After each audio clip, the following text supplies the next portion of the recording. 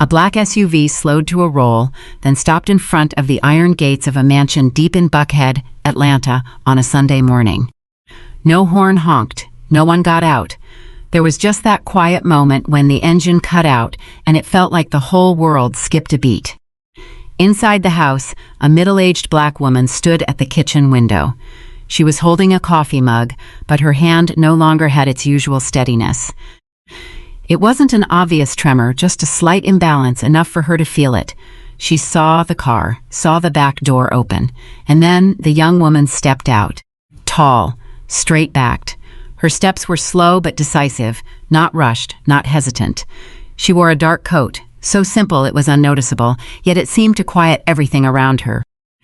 She stood still for a second before the gate, as if she knew exactly where she was without needing to look. In her hands was something wrapped tightly in old fabric.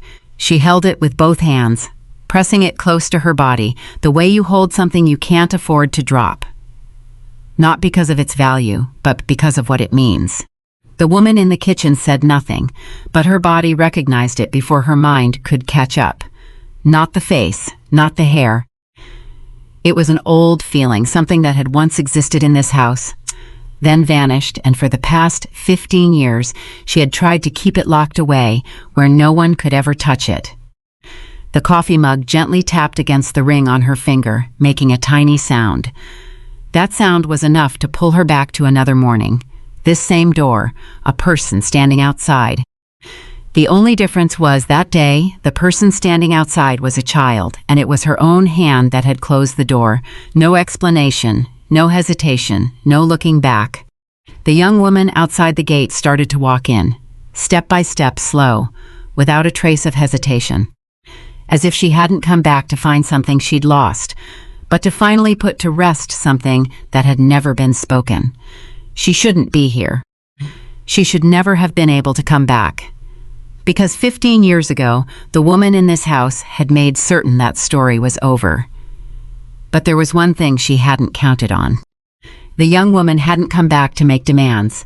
Not for money, not for the house, not for an apology. What she carried was smaller than all of those things, but it was heavier.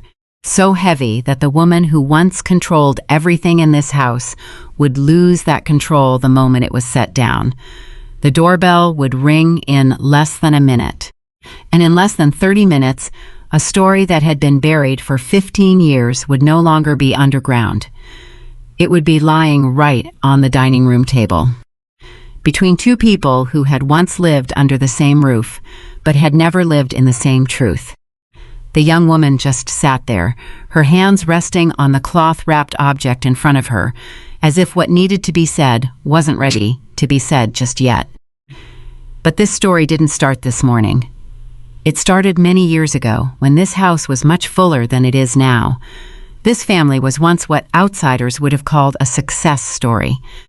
The father, a black man who started from nothing, no inheritance, no handouts, had only one thing: perseverance. He started with small deals, buying old houses nobody wanted, fixing them up, selling them, and doing it all over again. Over the years, those houses became an entire real estate empire.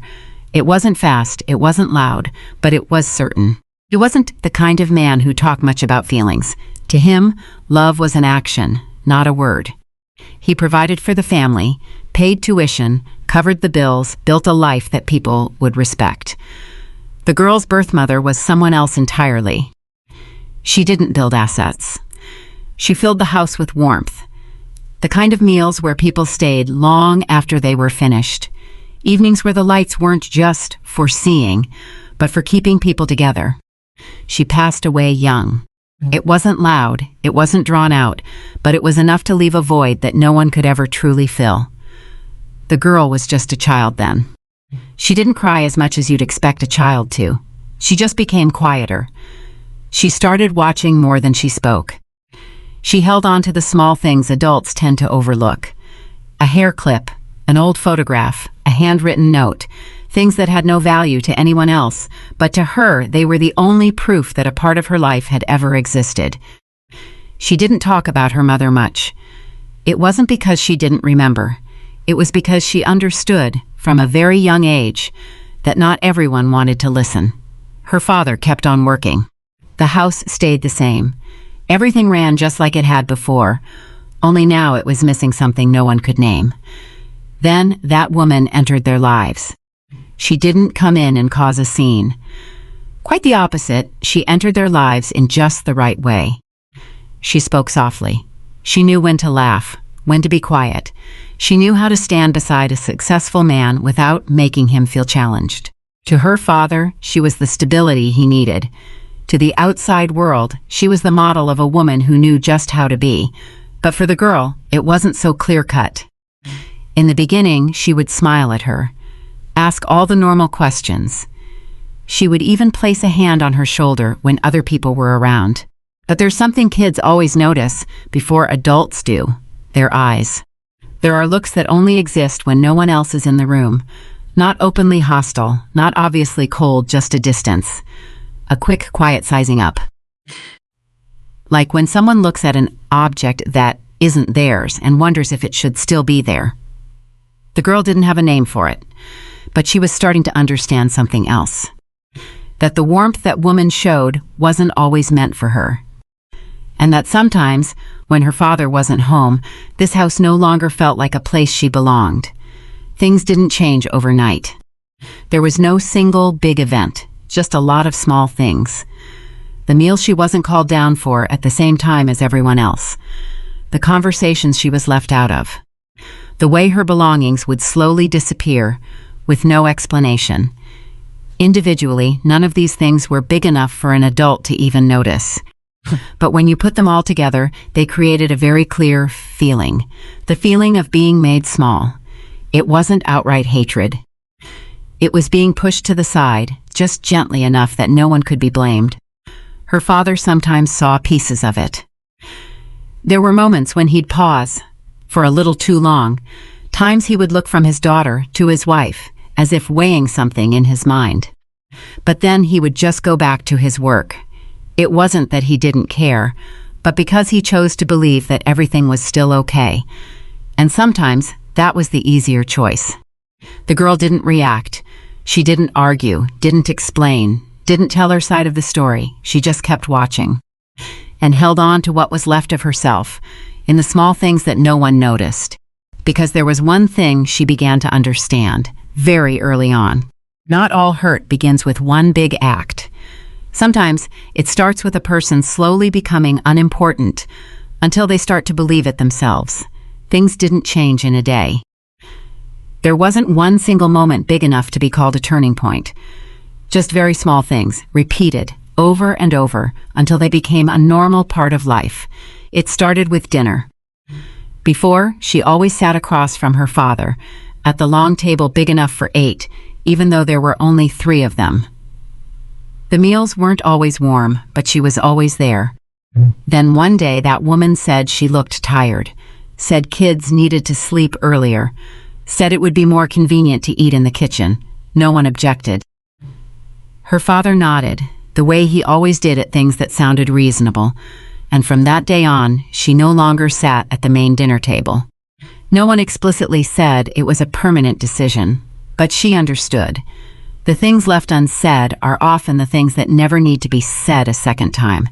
Then came the stories. Her name appeared less and less in conversations. If it was mentioned, it was only in short, general ways, as if she were an accessory to the house, not a central part of it. Some nights she'd stand in the hallway, listening to the laughter from the living room. No one called her in, and after a while she stopped standing there too. Then came her birthday. She wasn't expecting much. Just a cake, a happy birthday, a moment where she could see she still existed in someone else's eyes. That woman said she had it prepared. That afternoon, she sat at the kitchen counter, watching the cake being taken out of the oven. The smell of vanilla filled the room. For a second, everything looked like a family. But only a portion of the cake was cut. A small slice was placed in front of her. The rest was taken to the back, not to be shared, but to be thrown away. The woman came back, wiped her hands, her voice as calm as if she were talking about something completely ordinary. "Don't tell your father, he's busy." She didn't cry. She didn't eat, either. She picked up the plate, took it to her room, and set it by the window. Leave it there until the ants find it. Some things, once they've lost their meaning, simply don't need to be kept. Then the items started to disappear. Not money, not things that could be replaced. It was the things tied to memory. Her mother's old sweater, a drawing she had made, a small trinket on a shelf, worthless to anyone but her. Every time something went missing, there was always a reason. Either, you must have put it somewhere, or, I was cleaning, so I haven't seen it, or, you're just misremembering, honey. The explanation sounded perfectly reasonable. Reasonable enough for an adult to believe, but not enough to stop a child from seeing what was really happening. She started hiding her things in more secret places, corners no one would ever notice. Not because she was afraid of losing them, but because she understood that if something vanished and no one remembered it, it was as if it had never existed at all. Her father sometimes saw. Not everything, just small fragments. Once, he saw her standing alone in the kitchen, while the main dining room was still brightly lit. Another time, he saw her pick something up and then put it back down, as if she'd changed her mind just before speaking. There were moments he would pause. His gaze would shift from his daughter to his new wife, and then back to what he was doing. It wasn't that he didn't notice. He just never followed the thought to its conclusion. Because if he did, he would have to face a choice. And that choice wasn't easy. Keep the peace, or dig into something that could shatter everything. He chose peace. Not because he didn't love his daughter, but because he believed that things would eventually balance themselves out. And while he waited for that to happen, the girl learned how to make herself smaller, to not draw attention, to not ask for anything, to not be a bother. In the eyes of the adults, she became easy to live with, but in doing so, she slowly became invisible. It didn't happen with one big action or one harsh word. It happened in hundreds of small moments, a place where she wasn't chosen, wasn't called on, wasn't remembered. And at a certain point, she began to understand something very clearly. People rarely break you with a single blow. They do it by repeating a message over and over again, that you don't matter, until you start to believe it. There was no warning that night. No big fight, no final word, nothing clear enough for a child to understand that her life was about to turn in a completely different direction. It was just a very ordinary evening. Her father was away on business. The house was quieter than usual. The lights were on, but no one was really there. The girl was in her room, sitting on the floor, rearranging the small things she kept just for herself. Things no one ever asked about, but that she carefully put back in their place, as if to keep some kind of order in the rest of her life. The door opened. No knock. The woman walked in. She was wearing a robe, her face so calm it was impossible to guess what was happening behind it. There was no anger, no raised voice, and that's what made the room feel even colder. She said something very simple. An item was missing, something valuable, something that belonged to this family, not the kind of thing that just gets misplaced. The girl looked up. She didn't understand at first, not because she was slow, but because she never imagined she'd be put in that position. I didn't take it. The words came out almost instantly. No thought, no defensiveness. Just the natural reflex of someone who doesn't realize they're being accused. The woman nodded, slowly, as if she'd been waiting for that exact answer. She didn't argue, didn't push back. She just walked over to the closet, bent down, and opened a spot that she shouldn't have known about. The girl stood up, one step, then stopped, because in that moment she began to understand that this wasn't just happening now. It had been planned. The woman pulled out the thing she had hidden most carefully. Not money, not a toy. These were the things she had left from her mother. A small box, memories she never showed anyone.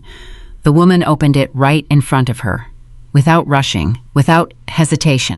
And inside, there was something that didn't belong, a valuable item, something valuable enough to turn a child into a suspect. The girl stood still, her eyes fixed on that thing, not out of fear, but confusion. A part of her knew this wasn't right, But another part, the part that was used to the world being against her, began to waver. Maybe I did do something I don't remember. Maybe it was an accident. Maybe the woman didn't have to say much. She said just enough to make it all sound plausible. Just enough that if someone else were here, they would nod along. Your father doesn't need to know about this. He already has so much to worry about. This family can't have someone like that. None of the words were harsh, but every sentence closed a door, leaving her no chance to explain, no chance to be believed. The girl didn't cry. She didn't fight back, not because she was strong, but because in that moment she wasn't sure she was innocent anymore. And when a person starts to doubt themselves, they lose the strength to fight against anyone else. Rain began to fall as she walked out the door. Not a heavy rain, not right away. Just the first few drops, light but cold. The woman handed her a small suitcase, not for her to pack, but to end things. You should go. She didn't raise her voice. There was no emotion, just a decision that had already been made. The girl took the suitcase. He didn't ask where I was going. He didn't ask why. I went back into the room one last time, not to get more things, only to get one single thing. The one thing I knew, if I left it behind, the rest of me would disappear with it. I held it close to my body, the same way I'm holding it this morning. The door closed behind me. There was no call for me to come back, no footsteps running after me, just the soft click of the lock turning. I stood there for a few seconds, not to wait, but to understand that nothing else was going to happen. Then I walked away. The rain was heavier now. Water ran down my face, my hands, soaking into my shirt and to the suitcase. But I didn't stop, didn't look back, didn't look for shelter. I just walked. Like someone who had just been erased from a place with nowhere else to go. That wasn't the night I lost my home. It wasn't the night I lost my family. It was the night I started to believe that maybe all of it had never truly been mine. And that was what hurt the most. Not being thrown out, but being made to believe that I deserved it. I don't remember how long I walked that night. I just remember that the rain never stopped, and every step got heavier as my shoes soaked through. I didn't cry, didn't stop, didn't call anyone's name. I just walked until my body didn't have the strength to go on. When I stopped, it was still dark. A doorstep, a small awning, a place to sit down so I wouldn't have to stand in the rain. I sat there, holding the one thing I brought with me, my suitcase beside me, my knees pulled up to my chest. Not thinking about tomorrow, not thinking about where I would go next. There was just a void where everything that was once family now no longer existed. A woman found me near dawn. She didn't ask many questions. Didn't ask why I was there. Didn't ask where I came from. Didn't ask what had happened. She just looked at me for a moment, then took off her own coat and draped it over my shoulders. Come with me, just that. No explanation, no pity, no curiosity. Just an invitation, with no strings attached. The woman lived with her husband in a suburb quite a ways from the city. The house wasn't big, no iron gate, no cold stone floors. Just a wooden house with old porch steps, with the smell of morning coffee drifting from the kitchen, with things that were imperfect but real. They didn't adopt her on paper. No paperwork, no official titles. They just let her stay. They gave her a small room, a bed, a space that no one would invade. No one took her things. No one asked her what she did wrong. No one demanded she prove she was worthy. They didn't try to replace anyone. They just treated her like a normal person. And sometimes, that's what a person needs most. In the beginning, she kept her distance, ate little, spoke little, watched a lot. It wasn't because she wasn't grateful. It was because she didn't yet believe that something good could last. The man of the house taught her how to drive when she was old enough. The woman took her school shopping, not asking what she liked, only what felt comfortable. Very simple questions, but different from the questions she was used to hearing. No hidden meanings, no tests, no traps. Time passed slowly, but surely. She went to school regularly, did better than anyone expected. Not because she wanted to prove anything, but because for the first time, she had a place where her results weren't used to measure her worth. She grew up in that house, not rich, not perfect, but it had something she'd never had before: respect. No one in the house talked much about her past. It wasn't because they didn't care. It was because they understood that some things people will talk about when they're ready. And if they're not ready, then waiting is also a form of respect. She went to college. She chose a field that many people find difficult: law. Not because she dreamed of becoming someone great.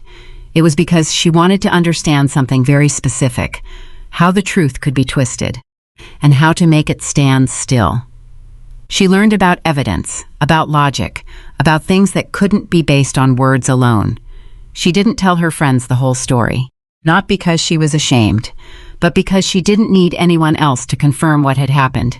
She knew, and that was enough. But there was one thing that never changed. She didn't close her bedroom door when she slept, not in that little house, not in her college dorm, not even later when she moved out to live on her own. The door was always left open, just a crack. No one in the family asked why. They just noticed and left it that way. Some night she would wake up in the dark, not because of a noise, but because her body was still listening. Listening for footsteps that weren't really there anymore. Listening for a door that might open at any moment. Listening for something her mind already knew was gone. But the body, it doesn't forget. She rebuilt her life, piece by piece, methodically, orderly, controlled. But there was still a part inside her that never fully healed. And maybe it didn't have to. Because some things, when they happen too young, don't just disappear. They just change the way you live. People often think that time makes everything fade away. But the truth is, the mind can learn to forget, but the body can't. It remembers how you used to stand outside a closed door. It remembers the feeling of not belonging in a place you once called home. And it holds on to those memories. Not to hurt you, but to make sure that if it ever happens again, you would have realized sooner. As the years went by, she quietly built a life for herself. No one around her really knew what she had been through. All they saw was a calm woman, steady in her work, who said little but understood a lot. Everything slowly fell into place. Stable job, a private space to call her own, relationships that weren't too close, but just enough to keep the loneliness at bay. Looking from the outside, there was no reason to go back. No money, no property, no ties left, and there was no one waiting for her there. She had built a life for herself that didn't require looking back, but there was one thing that wasn't part of what other people saw. A story that still hadn't been put back in its rightful place. For all those years, she never opened the things she took with her from that night, not because she forgot, but because she knew that what was inside wasn't just an object. It was a version of the truth, and if she opened it, she would have to face everything she had ever doubted about herself. Some days, she would stand in front of the closet, her hand resting on it only to pull it back again. It wasn't because she was afraid. It was because it wasn't necessary yet. Until one evening, after a very ordinary day at work, nothing special had happened. No one had said anything to set her off. It was just a small moment while she was reviewing a case file. A case involving a child who had been accused. There was no clear evidence. But everyone around them believed the child had done something wrong, not because they saw it happen, but because the story had been told in a way that made it sound true. She finished reading the file. She sat in silence for a long time, and in that moment, something became clearer than it had ever been before. Not all stories just fade away with time. Some stories, if they aren't corrected, they continue to exist in the way other people see you and in the way you see yourself. She stood up, no rushing, no surge of emotion. Just a decision that had been forming for a very long time and had finally found its moment to become clear. She opened the closet. She took down the thing that had been sitting there for all those years, still carefully wrapped. Still exactly as she had left it the last time. She placed it on the table, stared at it for a moment. She didn't open it. There was no need to check again, because she knew exactly what was inside. And she also knew that what mattered wasn't what was in it. What mattered was that it had been used to create a story that wasn't true. She didn't come back for money. She didn't come back to make demands.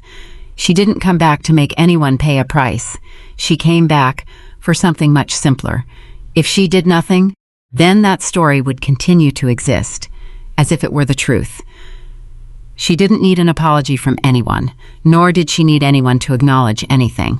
She just needed to make sure that something that didn't belong to her would no longer remain a part of her life.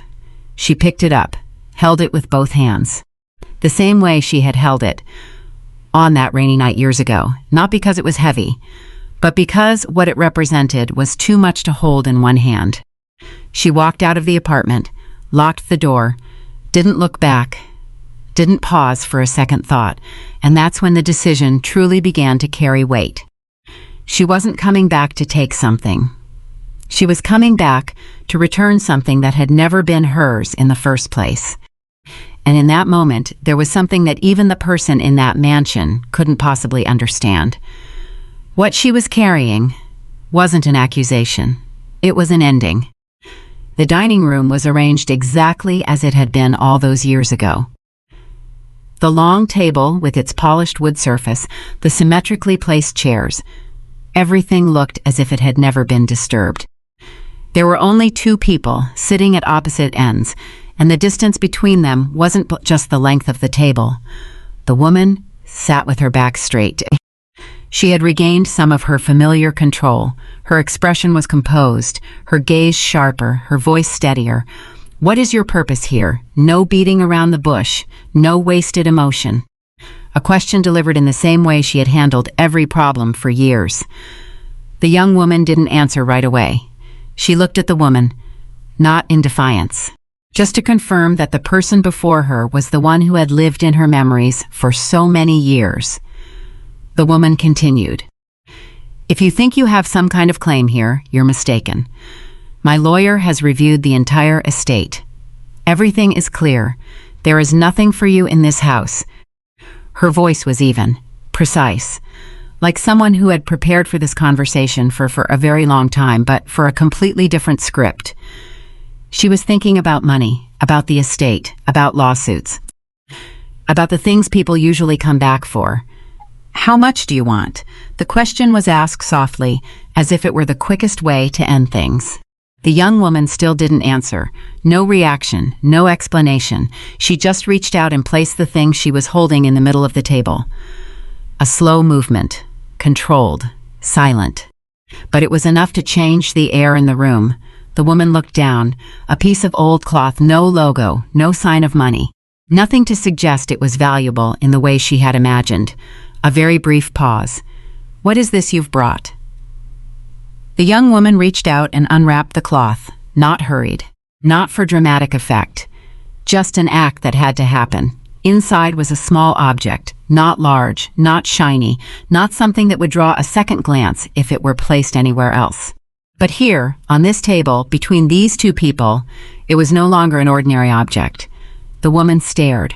Her gaze shifted. It was subtle. It was just the slightest pause, as if something had just clicked into place in her mind, but she wasn't ready to accept it. The young woman didn't push the object toward her. No force. She just left it in the middle, where they both had to see it. "Do you remember it?" A simple question. No pressure. No accusation. The woman didn't answer right away. She looked at it a little longer, then she looked up. "What are you trying to say?" The young woman gave a small nod, as if she had expected this response. She didn't say much. She didn't retell the whole story. She didn't bring up what had happened that year. She only said what was necessary. "This is what was found among my things." Something that was enough to make everyone believe I'd done something wrong. Her voice didn't change. There was no anger, no tremble, just a certainty that didn't need to raise its voice. The woman was silent, not because she didn't understand, but because she was trying to find a way to hold on to the last piece of control. The young woman continued, "I was young then. I thought maybe I had done something that I couldn't remember." A pause, not a long one, but enough to let the words fill the space. "But later, I started to look back, at the details, the inconsistencies, the things that didn't add up." She didn't need to say more. She didn't need to present evidence like it was a courtroom. She just needed to point to the logic, the things that couldn't exist at the same time if the original story were true. The woman looked at the object on the table, then at her. It was no longer the look of someone in control of the situation, but the look of someone who had just realized model. A piece of the past was no longer staying quiet. You don't have any proof. The words were spoken, but they didn't have the same conviction as before. The young woman nodded. That's right. I didn't bring any evidence to accuse you. I didn't bring a lawyer. I'm not recording this. There's no one out there waiting to hear this story. Every sentence was a step away from the confrontation the woman had prepared for, until there was nothing left for her to defend against. Then what did you come here for? This time, the question had lost its edge. It was just necessary. The young woman looked directly at her. Without flinching, without any heightened emotion, she said just one sentence. I'm not carrying the story you wrote for me anymore. There was no sound immediately after, no strong reaction, no rebuttal, just a very distinct silence. The object on the table was still there, small, but powerful enough to shatter everything that had been built over 15 years. And for the first time, the woman didn't say anything next. It wasn't because she was speechless, but because any words now couldn't change what had just happened. No one spoke for a few seconds after that. It wasn't because there was nothing to say. It was because everything that needed to be said had already been laid out. The young woman looked at the object on the table one more time. Not to check it, not to confirm anything. Just one last look at the thing that had kept her tied to the past for so long. Then she reached out and pushed it toward the older woman. Slowly. It wasn't a forceful push, but it was deliberate. You keep it, that's all. No explanation, no other conditions. The woman didn't reach out her hand right away. She stared at it, as if it were no longer an object, but a piece of time that she had tried to keep in a place no one could ever touch.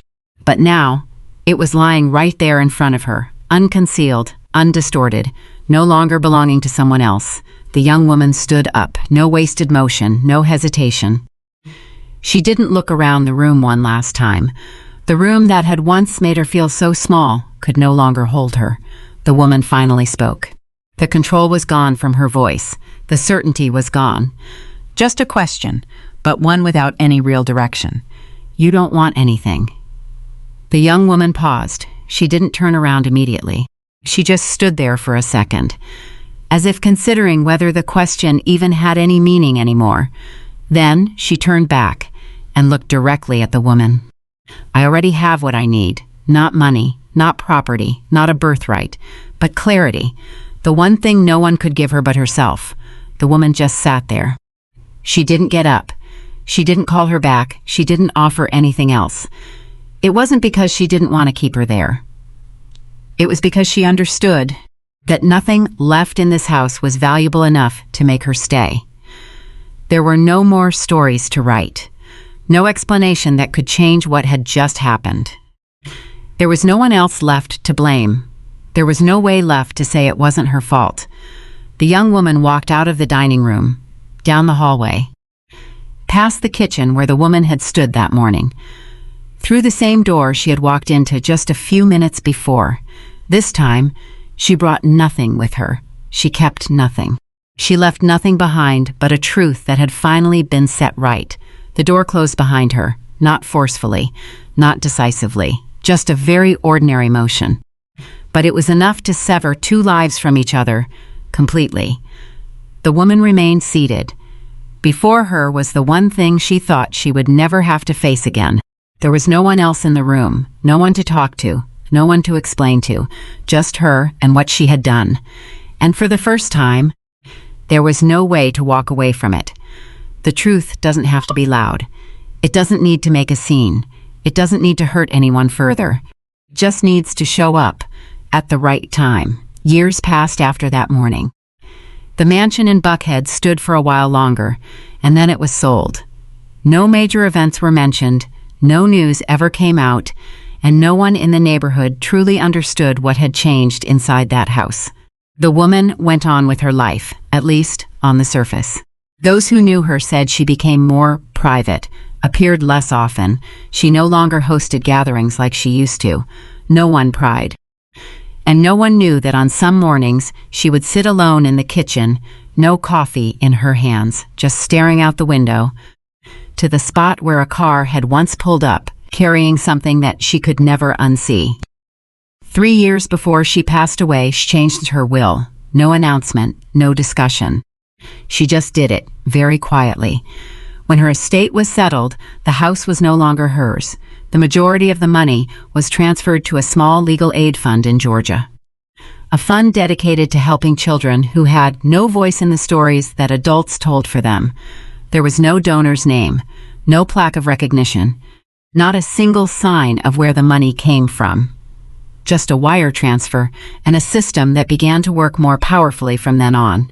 6 months later, in a small office not far from Atlanta, the young woman received the news. Not through the papers, not through word of mouth. Just a short letter, informing her that the fund had received enough of a donation to expand its reach for years to come. She finished reading it, set the letter down on her desk. She looked out the window. The small garden out front was the same as always. Nothing had changed. She didn't cry. She didn't smile either. There was no feeling of victory, no sense of relief, just an understanding that some things don't need to be said to be understood. She folded the letter, placed it in the desk drawer, and then she went back to her work, just like she did every other day. No looking back, no holding on, no need for any more answers. Because some people revisit the past not to destroy it, but to make sure that it no longer has the power to define them. If you've stayed with this story until the very end, you've probably realized something small, but not at all simple. Some wounds don't come from a single, big blow. They come from ordinary days where you're slowly overlooked until you start to doubt your own worth. And there are also resolutions that aren't meant to hurt anyone, but simply to put everything back in its rightful place. If you've ever felt misunderstood, ever carried a story that you didn't write, then you don't have to argue to prove your case. Sometimes the most powerful thing you can do is to walk out of that story and leave it behind. If this story resonated with you, leave a line in the comments. Just write, "I choose my truth." And if you want to hear more stories like this one, stories that are quiet but stay with you for a long time, please subscribe. We'll see each other again in another story.